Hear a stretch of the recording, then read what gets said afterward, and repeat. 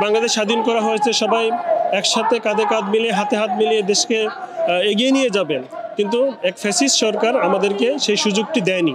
স্বৈরাচারী জালেম শাসক যেখানে ঘরে থাকার সুযোগ দেয়নি, বুলডোজার দিয়ে ঘর বাড়ি ঘুরিয়ে দিয়েছে, আমাদের কেন্দ্রীয় নেতাদের ফাঁসি পর্যন্ত দিয়ে ক্ষান্ত হয়নি।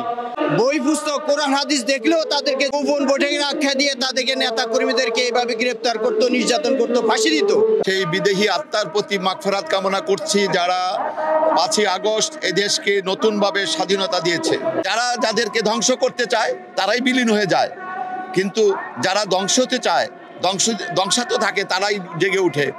এই জামাতে ইসলামকে ধ্বংস করার জন্য অতীত থেকে শুরু করে, স্বাধীনতার পর থেকে শুরু করে আজ পর্যন্ত হেন কোনো পন্থা নাই যা তারা অবলম্বন করেনি। কিন্তু আল্লাহ রাব্বুল ইজ্জতের মেহেরবানিতে জামাত ইসলাম টিকে আছে এবং জামাত ইসলাম থাকবে যতদিন পর্যন্ত ইসলামিক রাষ্ট্র কায়েমের ব্যবস্থা পরিচালিত না হয়। আমরা সেই পর্যন্ত চেষ্টা করে যাব ইনশাআল্লাহ। ছাত্র জনতার আন্দোলনের মূল স্লোগান ছিল উই ওয়ান্ট জাস্টিস, আমরা ন্যায় এবং ইনসাফ প্রতিষ্ঠা করতে চাই।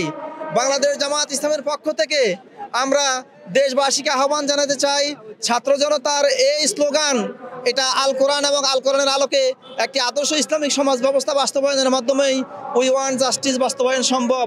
তাছাড়া উই ওয়ান্ট জাস্টিস বাস্তবায়ন হতে পারে না। বাংলাদেশে এক স্বৈরাচারী শাসক ছিল, এই স্বৈরাচারী শাসকের জন্য কোনো মানুষ রাস্তা নামতে পারে নাই।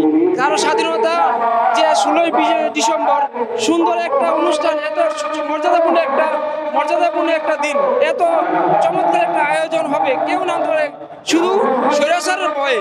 আমি চাচ্ছি দল নির্বিশেষে সকল মানুষ এবং সকল রাজনৈতিক দল, এখন হিন্দু, বৌদ্ধ, খ্রিস্টান, মুসলিম সকল মানুষ এই বাংলাদেশের স্বাধীনতা অর্জন উপভোগ করবে এবং কোরআনের আইন দিয়ে দেশ চলবে।